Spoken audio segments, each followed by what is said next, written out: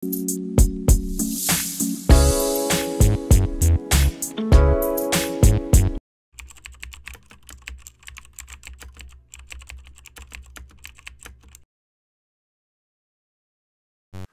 అండి, ఈ వీడియోలో మనం ఇన్ఫర్టిలిటీ అంటే ఏంటి అండ్ ఇన్ఫర్టిలిటీకి చేయించుకోవాల్సిన ట్రీట్మెంట్స్ అంటే ఫర్టిలిటీ ట్రీట్మెంట్స్ గురించి కంప్లీట్ ఇన్ఫర్మేషన్ అయితే తెలుసుకుందాము.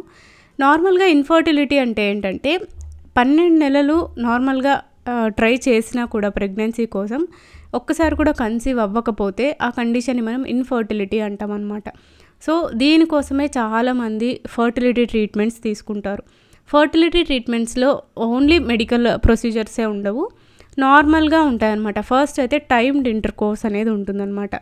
ఇదేంటంటే నార్మల్గా మన మెన్స్ట్రువల్ సైకిల్ తీసుకున్నట్టయితే ఇందులో ఫస్ట్ డే నుంచి 5th డే కానీ 6th డే కానీ, కొంతమందికి 5 days పీరియడ్స్ అవుతుంది, కొంతమందికి 6 days 7 days కూడా అవుతుందన్నమాట. సో ఫస్ట్ 5 to 6 daysని మెన్స్ట్రువల్ ఫేస్ అంటారనమాట. అంటే ఆ టైంలో పీరియడ్స్ వస్తాయి. సో అలానే ఫస్ట్ డే నుంచి 14th డే అంటే మిడ్ సైకిల్ అనమాట. జనరల్గా రెగ్యులర్ పీరియడ్స్ ఉన్న వాళ్ళకైతే 28 days కానీ 29 days కానీ అలా ఉంటుందన్నమాట. సో దానికి సగం అంటే 14th డేకి అటు 2 రోజులు ఇటు 2 రోజులు అంటే 12, 13, 14, 15, 16. సో ఈ 5 daysని మనం ఏమంటామంటే ఓవ్యులేషన్ డేట్స్ అంటాం అన్నమాట. ఇదేంటంటే రెగ్యులర్ పీరియడ్స్ ఉన్న వాళ్ళలో మిడ్ సైకిల్లో అంటే 14th, 15th యావరేజ్గా ఆ డేట్స్లో ఓవ్యులేషన్ అనేది జరుగుతుందన్నమాట. అంటే ఎగ్ అనేది రిలీజ్ అవుతుంది. సో ఆ టైంలో కనుక ఇంటర్కోర్స్ జరిగినట్టయితే సో ప్రెగ్నెన్సీ రావడానికి అంటే కన్సీవ్ అవ్వడానికి ఛాన్సెస్ అనేవి ఎక్కువగా ఉంటాయన్నమాట. దీన్ని టైమ్డ్ ఇంటర్కోర్స్ అంటారు. సో ఇన్ఫర్టిలిటీ ట్రీట్మెంట్స్లో ఫస్ట్ అయితే టైమ్డ్ ఇంటర్కోర్స్ ప్లానింగ్ అయితే ఉంటుంది. దాని తర్వాత నెక్స్ట్ ప్రొసీజర్స్ అనేవి ఉంటాయన్నమాట. సో కొంతమంది కప్పుల్లో ఎలా ఉంటుందంటే టైమ్డ్ ఇంటర్కోర్స్ ఉండి కూడా వాళ్ళ ఫిజియలాజికల్గా అంతా బాగుంది, హెల్త్ అంతా బాగుంది, కానీ సైకలాజికల్ స్ట్రెస్, మెంటల్ స్ట్రెస్ ఇలాంటివన్నీ ఎక్కువ ఉండడం వల్ల వాళ్ళు కన్సీవ్ అవ్వలేకపోతారనమాట. సో అలాంటి వాళ్ళకి ఇన్ఫర్టిలిటీ ట్రీట్మెంట్లో భాగంగా టైమ్డ్ ఇంటర్కోర్స్తో పాటు సైకలాజికల్ థెరపీస్ కూడా ఉంటాయన్నమాట. అంటే 1-on-1 ఒక డాక్టర్తో కానీ సైకియాట్రిస్ట్తో కానీ కూర్చొని వాళ్ళ స్ట్రెస్ ఏంటి, మెంటల్ స్ట్రెస్ దేనివల్ల అంత స్ట్రెస్ ఫీల్ అవుతున్నారు, సో ఇలాంటివన్నీ మాట్లాడి వాళ్ళ టెన్షన్ కానీ స్ట్రెస్ కానీ తగ్గించేసి అలా కౌన్సిలింగ్ అనేది జరుగుతుందన్నమాట. సో దానివల్ల మెంటల్ హెల్త్ అనేది బెటర్గా అయ్యి సో కన్సీవ్ అవ్వడానికి ఛాన్సెస్ ఉంటాయి. ఎందుకంటే స్ట్రెస్ అయినప్పుడల్లా కూడా మన బాడీ మొత్తంలో ఈ స్ట్రెస్ హార్మోన్స్ రిలీజ్ అవ్వడం వల్ల మనకు ఫిజియలాజికల్గా ఎంతైతే గాయాలు కానీ ఏదైనా ఏం జరిగినా కానీ ఫిజికల్ బాడీ ఎంతైతే స్ట్రెయిన్ అవుతుందో స్ట్రెస్ అయినప్పుడు ఆ స్ట్రెస్ హార్మోన్స్ రిలీజ్ అయినప్పుడు సో అంతే ఎఫెక్ట్ అవుతుందన్నమాట మన బాడీ. సో జరగాల్సిన న్యాచురల్ ప్రాసెస్లు అన్నీ కూడా ఇట్లా అబ్నార్మల్గా జరగడం వల్ల ఈ కన్సీవ్ అవ్వడంలో కూడా ప్రాబ్లం ఉంటుందన్నమాట. ఇంకొంతమంది కపుల్లో ఎలా ఉంటుందంటే మెంటల్ స్ట్రెస్ అదంతా లేకపోయినా సరే హార్మోనల్ ఇంబ్యాలెన్స్ అనేది ఉంటుందన్నమాట. ఈదర్ మెన్ కానీ ఉమెన్ కానీ వాళ్ళలో హార్మోన్స్ ఇంబ్యాలెన్స్గా రిలీజ్ అయినప్పుడు ఉమెన్లో చూసుకున్నట్టయితే follicle stimulating hormone, luteinizing hormone, oestrogen, progesterone ఇలాంటివన్నీ అబ్నార్మల్గా రిలీజ్ అవ్వడం వల్ల కన్సీవ్ అవ్వడంలో కూడా ప్రాబ్లం ఉంటుందన్నమాట. సో అలాంటి వాళ్ళకి ఏం చేస్తారంటే ఈ హార్మోనల్ ఇంజెక్షన్స్ అనేది స్టార్ట్ చేస్తారు. సో హార్మోనల్ థెరపీస్ అంటారు. సో ఇన్ఫర్టిలిటీ ట్రీట్మెంట్స్లో భాగంగానే ఈ హార్మోనల్ థెరపీస్ అనేవి వాళ్ళకి స్టార్ట్ చేసి ఈ హార్మోన్స్ రెగ్యులర్గా అయ్యేలాగా మానిటర్ చేసిన తర్వాత వాళ్ళు కన్సీవ్ అవ్వడానికి ఛాన్సెస్ ఎక్కువగా ఉంటాయన్నమాట. సో దీన్ని హార్మోనల్ థెరపీస్ అంటారు. అండ్ దీని తర్వాత స్టెప్ ఏంటంటే ఇవన్నీ చేసినా కూడా బెటర్మెంట్ రావట్లేదు అన్నప్పుడు మెడికల్ ప్రొసీజర్స్ అనేవి స్టార్ట్ చేస్తారనమాట. నార్మల్గా ఇప్పుడు ఈ ఇన్ఫర్టిలిటీ ట్రీట్మెంట్స్ నార్మల్గా ఫర్టిలిటీ సెంటర్స్లో మీరు ఎక్కువగా ఇది వినే ఉంటారు. IUI అని, IVF అని, ICSI అనేసి, ఇంకా ఎగ్ ఫ్రీజింగ్ అని రీసెంట్ టైమ్స్లో ఎక్కువగా వినిపిస్తున్న పేరు ఇది. సో ఈ నేమ్స్ అయితే మీరు డైలీ మీరు ఒకవేళ ఇన్ఫర్టిలిటీ ట్రీట్మెంట్స్ తీసుకోవాలనుకున్నట్టయితే ఇదైతే ఖచ్చితంగా ప్రతి ఒక్క డాక్టర్ నుంచి వినే ఉంటారు. అసలు ఈ మెడికల్ ప్రొసీజర్స్ మంచిదా కాదా, అసలు దీన్ని ఎలా చేస్తారు ఏంటి అనేది ఒక్కొక్కటి మనం తెలుసుకుందాము. సో ఫస్ట్ అయితే ఐయుఐ అనమాట, అంటే ఇంట్రాయూటరైన్ ఇన్సెమినేషన్ అంటారు. ఇంకొకటి ఐవీఎఫ్ అంటే ఇన్ విట్రో ఫర్టిలైజేషన్ అంటారు. ఇంకొకటి ఏంటి ఐసిఎస్ఐ అంటారనమాట, అంటే ఇంట్రాసైటోప్లాస్మిక్ స్పర్మ్ ఇంజెక్షన్ అనమాట. ఇంకొకటి ఎగ్ ఫ్రీజింగ్. సో ఈ 4 టైప్స్ ఆఫ్ ఇట్లా మెడికల్ ప్రొసీజర్స్ని మనం ఆర్ట్ అంటారు మెడికల్లో, అంటే అసిస్టెడ్ రీప్రొడక్టివ్ టెక్నాలజీ అనమాట. ఇందులో ఫస్ట్ మనం ఐయుఐ గురించి తెలుసుకోవాలనుకుంటే, ఐయుఐ అంటే ఇంట్రాయూటరైన్ ఇన్సెమినేషన్. ఈ నేమ్లోనే ఉందన్నమాట. ఇంట్రా అంటే ఇన్సైడ్, సో ఇన్సైడ్. యూటరైన్ అంటే యూటరస్, గర్భాశయాన్ని యూటరస్ అంటారు. అండ్ ఇన్సెమినేషన్ అంటే ఇంజెక్టింగ్ సిమెన్ ఆర్ స్పర్మ్ అనమాట. ఫర్ ఎగ్జాంపుల్ ఒక కపుల్ని తీసుకున్నట్టయితే హస్బెండ్ యొక్క స్పర్మ్ని వైఫ్ యొక్క యూట్రస్లోకి అంటే గర్భాశయంలోకి డైరెక్ట్గా అంటే మాన్యువల్గా డాక్టరే ఇలా ఇన్సర్ట్ చేయడాన్ని, కెథెటర్ ద్వారా ఇన్సర్ట్ చేయడాన్ని మనం ఇంట్రాయూటరైన్ ఇన్సెమినేషన్ అంటామన్నమాట. సో దీన్ని ఆర్టిఫిషియల్ ఇన్సెమినేషన్ అని కూడా అంటారు. ఇందులో ఏమవుతుందంటే డాక్టరే ఈ హస్బెండ్ యొక్క సెమెన్, ఈ స్పర్మ్ శాంపుల్ ఇస్తారు కదా, దాన్ని అందులో ఉన్న హైలీ మొటైల్ స్పర్మ్స్ని, హెల్దీగా ఉన్న స్పర్మ్స్ని సెపరేట్ చేస్తారనమాట. అంటే సెంట్రిఫ్యూజ్ చేసి దాన్ని సెపరేట్ చేస్తారు. మంచిగా ఉన్న హెల్దీగా ఉన్న స్పర్మ్స్ని ఒక్కటే సెపరేట్ చేసి ఆ కాన్సన్ట్రేషన్ని ఒక సిరింజ్లోకి వేసుకొని కెథెటర్ ద్వారా, అంటే ఒక చిన్న పైప్ ఉంటుందన్నమాట, సన్నగా ఉంటుంది. ఆ పైప్ని యూట్రస్లోకి ఇన్సర్ట్ చేసి అప్పుడు ఈ స్పర్మ్ కాన్సన్ట్రేషన్ ఇదన్నిటిని కూడా ఇంజెక్ట్ చేస్తారనమాట. సో అలా కెథెటర్ ద్వారా ఇంజెక్ట్ చేసినప్పుడు ఆ స్పర్మ్స్ అనేవి మన ఎగ్కి రిలీజ్ అయిన ఎగ్కి చాలా దగ్గరగా రిలీజ్ చేస్తారనమాట ఈ స్పర్మ్స్ని. సో అలా దగ్గరగా రిలీజ్ చేసినప్పుడు ఆ రెండు కలిపి ఫర్టైల్ అవ్వడానికి, అంటే ఫర్టిలైజేషన్ జరగడానికి ఎక్కువ ఛాన్సెస్ ఉంటాయన్నమాట. సో అందుకనే ఓవ్యులేషన్ జరిగిన టైంలో ప్లాన్డ్గా ఈ స్పర్మ్ ఇంజెక్షన్ అనేది జరుగుతుంది, అంటే ఐయుఐ ప్రొసీజర్ అనేది చేస్తారనమాట. అసలు ఈ ఐయుఐ అందరికీ అవసరమా, మెయిన్గా ఎలాంటి వాళ్ళకి ఈ కంపల్సరీ ఐయుఐ అనేది ట్రై చేయాలి అనుకున్నట్టయితే, ఎవరికైతే ఇన్ఫర్టిలిటీ అనేది తెలియకుండా ఉంటుందో, అంటే అన్ఎక్స్ప్లెయిన్డ్ ఇన్ఫర్టిలిటీ అనమాట, వాళ్ళకి ఎన్ని టెస్ట్లు చేసినా కానీ అన్నీ నార్మలే ఉంటాయన్నమాట. సో మేల్స్లో అయితే స్పర్మ్ కౌంట్ కానీ మొటిలిటీ కానీ అంతా నార్మల్ ఉంటుంది. అదే ఫీమేల్స్లో చూసుకున్నట్టయితే హార్మోన్స్ అన్నీ కరెక్ట్గా రిలీజ్ అవుతాయి. ఎలాంటి మెంటల్ ప్రెషర్స్ కానీ స్ట్రెస్ హార్మోన్స్ ఎక్కువ ఉండడము ఇలాంటివి ఏం ప్రాబ్లము ఉండదు. దాంతోపాటు ఫిజియలాజికల్గా చెక్ చేసినట్టయితే ఆర్గాన్ అంతా కూడా యూట్రస్ అంతా లోపల ఎండోమెట్రియం కానీ ఇవన్నీ కూడా నార్మల్గానే ఉంటాయి. కానీ ఫర్టిలిటీ అనేది జరగక వీళ్ళకు కన్సీవ్ అవ్వడంలో ఇబ్బంది పడతారనమాట. ఇలాంటి దాన్ని అన్ఎక్స్ప్లెయిన్డ్ ఇన్ఫర్టిలిటీ అంటారు. సో ఇలాంటి వాళ్ళు ఐయుఐ చేయించుకోవడం వల్ల బెటర్ రిజల్ట్స్ ఉంటాయి. సో నార్మల్ కంటే ఐయుఐ అనేది కొంచెం వీళ్ళకి అడ్వైజబుల్ అనమాట. అండ్ ఈ ఇన్ఫర్టిలిటీకి ఓన్లీ ఉమెన్ ఒకటే కారణం కాదు కాబట్టి మేల్స్లో కూడా కొన్ని ప్రాబ్లమ్స్ ఉంటాయన్నమాట. లైక్ స్పర్మ్ కౌంట్ తక్కువ ఉండడం కానీ, లేదా మొటిలిటీ తక్కువ ఉండడం కానీ, హెల్తీ స్పర్మ్స్ అనేవి ఇలా ఎక్కువగా లేకపోవడం వల్ల కానీ, సో ఇలాంటి దానివల్ల కూడా కన్సీవ్ అవ్వడంలో ఇబ్బంది పడతారనమాట. సో అలాంటి వాళ్ళకు కూడా ఈ ఐయుఐ చేయించుకోవడం వల్ల మంచి రిజల్ట్స్ ఉంటాయి. ఎందుకంటే స్పర్మ్ కౌంట్ తక్కువ ఉన్నప్పుడు న్యాచురల్ ప్రాసెస్లో ట్రై చేసినా కానీ ఉన్న తక్కువ స్పర్మ్స్ కూడా వేస్ట్ అవ్వకుండా దాన్ని కాన్సన్ట్రేట్ చేసి ఇలా డైరెక్ట్గా ఇంజెక్ట్ చేయడం వల్ల కన్సీవ్ అవ్వడానికి ఎక్కువ ఛాన్సెస్ ఉంటాయన్నమాట ఐయుఐ ద్వారా అయితే. అండ్ ఇంకొంతమంది ఆడవాళ్ళు ఎలా ఉంటుందంటే సర్వైకల్ మ్యూకస్ ఇష్యూస్ అనేవి ఉంటాయన్నమాట. అంటే సర్విక్స్ దగ్గర ఎక్కువగా మ్యూకస్ రిలీజ్ అయ్యేసి ఆ సర్విక్స్ ఓపెనింగ్ అంతా కూడా క్లోజ్ అయ్యేలాగా అంత థిక్గా మ్యూకస్ అనేది రిలీజ్ అయ్యేసి ఉంటుందన్నమాట. అలాంటి ప్రాబ్లం ఉన్న వాళ్ళకి ఈ స్పర్మ్ అనేది లోపలికి వెళ్ళడానికి చాలా ఇబ్బంది పడుతుందన్నమాట. సో ఆ టైంలో ఫర్టిలిటీ జరగదు కాబట్టి కన్సీవ్ అవ్వడంలో ప్రాబ్లం ఉంటుంది.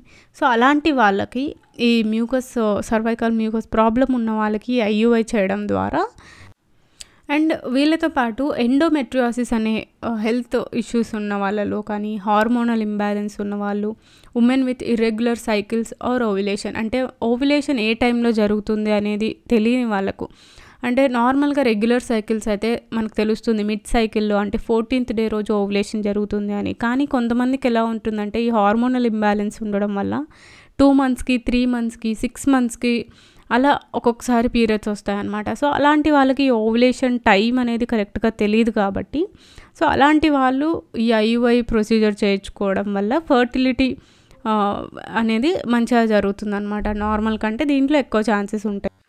అండ్ ఇంకొంతమందిలో ఎలా ఉంటుందంటే సింగిల్ ఉమెన్ కావచ్చు, లేదంటే విడో కావచ్చు, సంథింగ్ పర్సనల్ ఇష్యూస్ ఏవైనా కానీ ఒక డోనర్ స్పర్మ్ తీసుకొని కన్సీవ్ అవ్వాలనుకుంటారనమాట. అలాంటి వాళ్ళకు కూడా ఈ ఐయుఐ అనేది మంచి ప్రొసీజర్ అనేసి అడ్వైస్ చేయొచ్చు. అండ్ దీంతోపాటు సెమెన్ అలర్జీస్ ఉన్న వాళ్ళలో అంటే నార్మల్గా కొంతమంది ఉమెన్లో ఎలా ఉంటుందంటే నార్మల్ ఇంటర్కోర్స్ జరిగినప్పుడు ఆ సెమెన్ శాంపుల్లో కొన్ని ప్రోటీన్స్ ఉంటాయన్నమాట.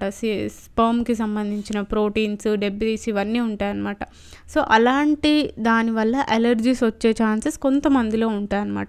సో అలాంటి వాళ్ళు ఐయుఐ ప్రాసెస్ ద్వారా చేసుకున్నట్టయితే ఈ స్పర్మ్ ఇంజెక్షన్ అనేది చేసుకున్నట్టయితే సో ఈ ప్రాసెస్లోనే మనకు ఈ స్పర్మ్ని అంతా కాన్సన్ట్రేట్ చేసి మంచి హెల్దీ స్పర్మ్స్ ఇంకా మొటైల్ స్పర్మ్స్ని సెపరేట్ చేసి ఇలా ప్రోటీన్స్ ఎక్స్ట్రా వేస్ట్ ప్రోటీన్స్ కానీ లేదంటే ఇట్లా అలర్జిక్ ప్రోటీన్స్ని కానీ ఏం లేకుండా ఫిల్టర్ చేసిన కాన్సన్ట్రేషన్ ఒక్కటినే ఇంజెక్ట్ చేస్తారు కాబట్టి సో ఇలాంటి వాళ్ళకు కూడా ఐయుఐ ప్రాసెస్ అనేది మంచి అడ్వైజ్ అనమాట. సో అలాంటి వాళ్ళు కూడా చేసుకున్నట్టయితే మంచి ఫర్టిలిటీ రేట్స్ అనేవి ఎక్కువగా ఉంటాయి నార్మల్తో పోలిస్తే. సో ఈ ఐయుఐ ప్రొసీజర్ ఎలా ఉంటుంది, ఇందులో ఏమేమి స్టెప్స్ ఉంటాయి, ఎలా చేస్తారు అనుకున్నట్టయితే ఫస్ట్ మనం మెన్స్ట్రువల్ సైకిల్ తీసుకున్నట్టయితే అందులో 2nd ఇంకా 3rd డే రోజున follicle stimulating hormone, luteinizing hormone, E2, oestrogen ఇలాంటివి హార్మోన్స్ ఎలా ఉన్నాయి అనేది టెస్ట్ చేస్తారనమాట. అండ్ దీంతోపాటు ఒక అల్ట్రాసౌండ్ స్కాన్ కూడా చేస్తారు, ట్రాన్స్వెజైనల్ అల్ట్రాసౌండ్ అంటారు. సో ఈ స్కాన్లో ఏం చెక్ చేస్తారంటే ఏఎఫ్సి అంటారు, అంటే యాంట్రల్ ఫాలికల్ కౌంట్ అనేది చెక్ చేస్తారనమాట. యాంట్రల్ ఫాలికల్ కౌంట్ అంటే ఏంటంటే నార్మల్గా ఒక ఓవరీలో ఎన్ని ఎగ్స్ ఉన్నాయి అనేది మనకు యాంట్రల్ ఫాలికల్ కౌంట్ ద్వారా తెలుస్తుందన్నమాట. సో ఈ అల్ట్రాసౌండ్ స్కాన్లో మనకు క్లియర్గా కనిపిస్తాయి ఎన్ని ఎగ్స్ ఉన్నాయి ఒక ఓవరీలో, అంటే అండాశయంలో ఎన్ని ఎగ్స్ ఉన్నాయి అనేసి తెలుస్తుంది. సో అది మనకు ఈ డే 2, డే 3లో చేస్తారనమాట. సో దీని తర్వాత డే 4 నుంచి డే 13 వరకు ఓవేరియన్ స్టిమ్యులేషన్ ఇంకా మానిటరింగ్ జరుగుతుంది. అంటే మనకు సపోజ్ ఒక 10-20 ఎగ్స్ ఉన్నాయనుకోండి ఈ అల్ట్రాసౌండ్ స్కాన్లో, ఆ ఎగ్స్ అన్నీ కూడా మెచ్యూర్ అయ్యేలాగా మనకు ఈ ఇంజెక్షన్స్ ఇవ్వడం జరుగుతుందన్నమాట. ఓవేరియన్ స్టిమ్యులేషన్ ఇంజెక్షన్స్ అంటారు. సో ఈ హార్మోనల్ ఇంజెక్షన్స్ ఇవ్వడం వల్ల ఆ ఎగ్స్ అన్నీ కూడా మెచ్యూర్ అవుతాయి. నార్మల్గా చూసుకున్నట్టయితే ఎవ్రీ మంత్ ఒక్క ఎగ్గే మెచ్యూర్ అయ్యి రిలీజ్ అవుతుంది. కానీ మనం ఇన్ని 13 డే వరకు అంటే 4th డే నుంచి 13th డే వరకు మనం ఇంజెక్షన్స్, హార్మోనల్ ఇంజెక్షన్స్ ఇస్తున్నాం కాబట్టి ఉన్న ప్రతి ఎగ్ ఆల్మోస్ట్ ఉన్న ప్రతి ఎగ్స్ అన్నీ కూడా మెచ్యూర్ అయ్యేలాగా అనమాట. సో దానివల్ల ఎక్కువ ఎగ్స్ మెచ్యూర్ అయ్యి సైజ్ కూడా ఇంక్రీజ్ అయ్యి ఓవ్యులేషన్కి రెడీగా ఉంటుందన్నమాట. So next 13th, 14th day రోజు ఏమవుతుందంటే ఒక ట్రిగ్గర్ ఇంజెక్షన్ ఇవ్వడం జరుగుతుంది. ఆ పాటికే ఆ ఫాలికల్ సైజ్ అనేది 18 to 20 millimeters వచ్చేసి ఉంటుందన్నమాట. So next 14th, 15th day రోజు ఏమవుతుందంటే ఓవ్యులేషన్ జరుగుతుంది కాబట్టి ఆ పాటికి సెపరేట్గా మీన్వైల్ సిమెన్ ప్రిపరేషన్ అనేది జరిగి అంటే స్పర్మ్ కౌంట్ అనేది అంతా చెక్ చేసుకొని అది సెపరేట్ చేసుకొని ఒక సన్నటి క్యాథెటర్ ద్వారా ఉమెన్ యూట్రస్లోకి ఈ స్పర్మ్ శాంపుల్ అంతటిని కూడా ఇంజెక్ట్ చేయడం జరుగుతుందన్నమాట. దీన్నే ఇంట్రాయూటరైన్ ఇన్సెమినేషన్ అంటారు. సో ఇదంతా కూడా ఐయుఐ ప్రాసెస్. నెక్స్ట్ కొంతమందికి ఏమవుతుందంటే ఈ ప్రాసెస్ ఇంత క్లియర్గా చేసినా కూడా ఫెయిల్ అవుతుందన్నమాట. ఎందుకు ఇలా ఫెయిల్ అవుతుంది అంటే ఒకటి ట్యూబల్ ఫ్యాక్టర్స్లో ప్రాబ్లం ఉన్నప్పుడు, అంటే ఈ ఫెలోపియన్ ట్యూబ్స్ ఉంటాయి కదా, మనకి ఎక్కడైతే ఎగ్ రిలీజ్ అయిన తర్వాత యూట్రస్లోకి రావడానికి ఆ ఫెలోపియన్ ట్యూబ్ దాటుకొని రావాలన్నమాట. సో ఆ ఫెలోపియన్ ట్యూబ్లో మొత్తం ఆ ఎగ్ అనేది పాస్ అయ్యి యూట్రస్లోకి రావాలి. కానీ ఈ ఫెలోపియన్ ట్యూబ్స్లో కొన్నిసార్లు ప్రాబ్లమ్స్ ఉంటాయన్నమాట. అంటే ఏదంటే బ్లాక్స్ రావడం కానీ సంథింగ్ ఏదో ఒక ఇష్యూ ఉండేసి అవి బ్లాక్ అయిపోయి ఉంటాయి అన్నమాట. సో ఆ వే అంతా కూడా ఆ ప్యాసేజ్ అంతా కూడా బ్లాక్ అయి ఉంటుంది. సో అలాంటి ప్రాబ్లం ఉన్న వాళ్ళకి ఎన్నిసార్లు ఐయుఐ చేసినా కూడా ఫెయిల్ అవుతూ ఉంటుందన్నమాట. సో ఇలాంటి ట్యూబల్ ఫ్యాక్టర్స్లో ఏదైనా ప్రాబ్లం ఉన్నవాళ్ళు, ఫెలోపియన్ ట్యూబ్స్లో ప్రాబ్లం ఉన్నవాళ్ళు ఫస్ట్ అది క్లియర్ చేసుకున్న తర్వాత ఐయుఐ ప్రొసీజర్ చేయించుకున్నట్టయితే వాళ్ళకి మంచి రిజల్ట్స్ ఉంటాయి. అండ్ ఇంకొకటి ఏంటంటే పూర్ క్వాలిటీ ఆఫ్ ఎగ్స్. ఈ అండాశయంలో ఉన్న ఎగ్స్ అన్నీ కూడా క్వాలిటీ తక్కువ ఉండడం, మెచ్యూర్ అవ్వకపోవడము, ఇలాంటివి ఏమైనా ప్రాబ్లమ్స్ ఉన్నప్పుడు కూడా ఈ ఐయుఐ చేసినా కూడా రిజల్ట్ ఉండదన్నమాట, ఫెయిల్ అయిపోతూ ఉంటాయి. అండ్ దీంతోపాటు ఇంప్లాంటేషన్ ఫెయిల్యూర్. మనకు తెలుసు కదా, ఎండోమెట్రియం అంటే లోపలి పొరలు, అండాశయంలో ఈ గర్భాశయంలోని లోపలి పొరల, యూట్రస్లో లోపలి పొర అని ఎండోమెట్రియం అంటారు. సో ఆ ఎండోమెట్రియంలో ఈ ఇంప్లాంటేషన్ అనేది జరుగుతుందన్నమాట. ఒకసారి స్పర్మ్ ఇంకా ఎగ్ ఫర్టిలైజ్ అయిన తర్వాత ఎంబ్రియోగా ఫామ్ అవుతుంది కదా, ఆ ఎంబ్రియో వచ్చి లోపల ఎండోమెట్రియంలో అతుక్కొని ఇంప్లాంటేషన్ అనేది జరుగుతుంది. సో కానీ ఈ ఎండోమెట్రియంలోనే ఏదైనా ప్రాబ్లం ఉందనుకోండి, అసలు ఆ ఇంప్లాంటేషన్ అనేది జరగదు. సో కన్సీవ్ కూడా అవ్వరనమాట. సో ఫస్ట్ ఏదైతే ప్రాబ్లం ఉందో దాన్ని క్లియర్ చేసుకున్న తర్వాత ఐయుఐ ప్రొసీజర్ చేయించుకున్నట్టయితే మంచి రిజల్ట్స్ ఉంటాయి. లేదంటే ఆ ప్రాబ్లమ్స్ ఉన్నంత వరకు ఐయుఐ అనేది ఫెయిల్ అవుతూనే ఉంటుంది. అండ్ ఇంకొకటి, who are not preferred for IUI అంటే ఎవరెవరికి ఐయుఐ చేసినా పెద్దగా రిజల్ట్ ఉండదు అనుకున్నట్టయితే, ఒకటి ప్రీవియస్గా 2-3 ఐయుఐ ప్రొసీజర్స్ చేసుకొని కూడా ఫెయిల్ అయిన వాళ్ళకి మళ్ళీ చేసినా కూడా రిజల్ట్ అయితే ఉండదు. అండ్ ఇందాక చెప్పినట్టు బ్లాక్డ్ ఫెలోపియన్ ట్యూబ్స్, ఈ ట్యూబ్స్ అనేవి బ్లాక్ ఉన్న వాళ్ళలో ఎన్నిసార్లు ఐయుఐ చేసినా కూడా ఫెయిల్ అవుతూనే ఉంటుంది. అలాంటి వాళ్ళకి ప్రిఫరబుల్ కాదు. అండ్ ఇంకొకటి, if women is having poor ovarian reserve అంటే నేను చెప్పాను కదా, ఓవరీలో ఎగ్స్ ఫస్ట్ క్యాలిక్యులేట్ చేసిన తర్వాతే ఐయుఐ ప్రొసీజర్ అనేది స్టార్ట్ అవుతుంది. అలాంటిది కొంతమంది ఉమెన్లో ఎలా ఉంటుందంటే, ఉండాల్సిన నంబర్ కంటే, అంటే మన ఓవరీలో చూసుకున్నట్టయితే నార్మల్గా ఉండాల్సిన ఎగ్ నంబర్ కంటే తక్కువ ఉంటాయన్నమాట. దీన్ని పూర్ ఓవేరియన్ రిజర్వ్ అంటారు. అంటే అలా తక్కువగా ఉన్న వాళ్ళలో ఎన్నిసార్లు ఐయుఐ చేసినా కానీ ఛాన్సెస్ అనేవి తక్కువగా ఉంటాయన్నమాట కన్సీవ్ అవ్వడానికి.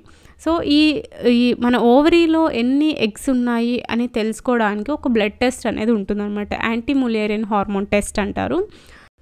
సో ఆ టెస్ట్ ఎప్పుడు చేస్తారు, ఎలా చేస్తారు, దాని రిపోర్ట్ ఎలా చదవాలి అనేది అంతా కూడా నేను నెక్స్ట్ వీడియోలో ఎక్స్ప్లెయిన్ చేస్తాను, అది కూడా మిస్ అవ్వకండి. And next, increasing age of both parents అనమాట. అంటే మేల్ కానీ ఫీమేల్ కానీ ఏజ్ ఎక్కువగా ఉన్న వాళ్ళకి ఈ ఐయుఐ చేస్తే వచ్చేస్తుంది కదా అని అనుకోవడం కూడా తప్పు. సో ఏజ్ ఎక్కువగా ఉన్న వాళ్ళలో కూడా ఈ ఓవేరియన్ రిజర్వ్ అనేది తగ్గిపోతుంది. సో కాబట్టి ఐయుఐ చేసిన అంత బెటర్ రిజల్ట్స్ అయితే ఏం రావు, వాళ్ళు కూడా ప్రిఫరబుల్ కాదు. అండ్ ఇంకొకటి ఏంటంటే, women with active genital infection rates అనమాట. సో ఇదేంటంటే రికరెంట్గా ఎప్పుడు ఇలా ఇన్ఫెక్షన్స్ వచ్చే వాళ్ళలో అండ్ ఇన్ఫెక్షన్ ప్రెజెంట్ ఎప్పుడు ఉంటుంది అనే వాళ్ళలో కూడా ఈ ఐయుఐ చేయడం వల్ల కన్సీవ్ అవుతారు అనేది కాదనమాట. సో అందుకనే వీళ్ళు కూడా ప్రిఫరబుల్ కాదు. అండ్ నార్మల్ ఇంటర్కోర్స్తో ఈ ఐయుఐని పోలిస్తే మనకు సక్సెస్ రేట్స్ ఎలా ఉంటాయి అంటే, మనం లాజికల్గా థింక్ చేసినా కానీ నార్మల్గా ఏమవుతుందంటే, హండ్రెడ్స్ ఆఫ్ స్పర్మ్స్, ఇట్లా ల్యాక్స్ ఆఫ్ స్పర్మ్స్ ఇంటర్కోర్స్లో ఎంటర్ అయినా కూడా యూటరస్లోకి చాలా తక్కువ స్పర్మ్స్ ఎగ్ దగ్గర వరకు రీచ్ అవుతాయి అన్నమాట.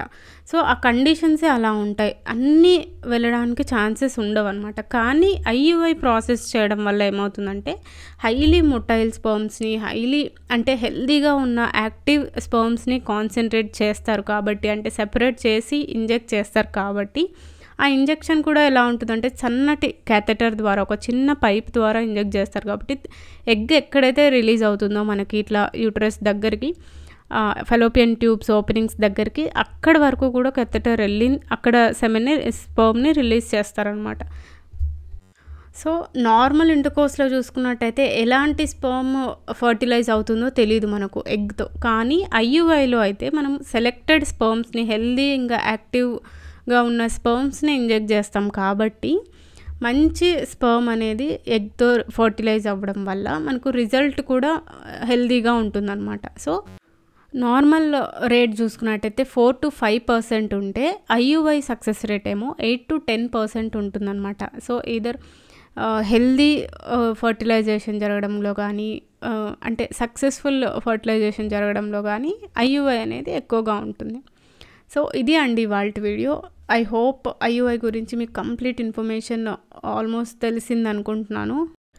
ఈ ఐయుఐ ప్రాసెస్ గురించి ఇంకా ఎలాంటి డౌట్స్ ఉన్నా కానీ ఈ వీడియో కింద కమెంట్ సెక్షన్లో కమెంట్ చేయండి, నేను అవన్నీ కూడా క్లియర్ చేయడానికి ట్రై చేస్తాను. అండ్ నెక్స్ట్ వీడియోస్లో కూడా మనకు ఇన్ఫర్టిలిటీ ట్రీట్మెంట్స్ గురించి వాటికి సంబంధించిన టెస్టుల గురించే వస్తాయి. సో మీకు తెలిసిన వాళ్ళు ఎవరైనా ఉన్నా కానీ వాళ్ళకు ఈ వీడియో అయితే షేర్ చేయండి. అండ్ ఈ ఇన్ఫర్మేషన్ మీకు నచ్చినట్టయితే ప్లీజ్ ఈ వీడియోని లైక్ చేయండి. అలానే నా ఛానల్ని తప్పకుండా సబ్స్క్రైబ్ చేసుకోండి. Thank you.